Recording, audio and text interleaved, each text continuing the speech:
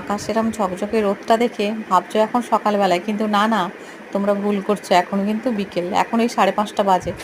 আকাশে এত সুন্দর রোদ, মেঘ আর রোদের খেলা সারাদিনই চলতে থাকে। এই যে 5:30টার আগে আমাকে সমস্ত পূজা অর্চনার কাজ বাজ বিকেলের কাজকর্ম করে রাখতে হয়। তাই এবার বিকেলে পড়ানোটা শুরু করেছি, তো তো সেই জন্য আর কি। যাই হোক, সন্ধ্যা নিবেদন হয়ে গেলে এবার পড়াতে বসবো একটু চা খেয়ে পড়াতে বসবো। মেয়েও ওদিকে উঠে পড়েছে, মেয়ে আমার সাথে সাথেই থাকে। এখন আর এই বিকেলে ছাদে যাওয়া হয় না। মেয়ে এখন ঘুমোচ্ছে আর আমি এদিকে রেডি হয়ে গেছি, বসে আছি, পড়তে এলে পড়িয়ে নেবো আর কি। পড়িয়ে উঠে এই যে গোপাল সোনাকে শয়নে দিলাম।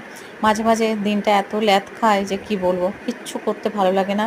যখন এরকম মেন্টালি ভীষণ প্রেশার লাগে তখন নিজের মতো নিজের একটা বেলা সময় নেই, কিচ্ছু কাজ করি না। মেয়ে মেয়ের মতো থাকে, আমি আমার মতো একটু নিজের মতো থাকি। তারপরে মনটা আস্তে আস্তে ঠিক হয়ে যায়, একটু চা খাই, একটু গল্প করি, তারপরে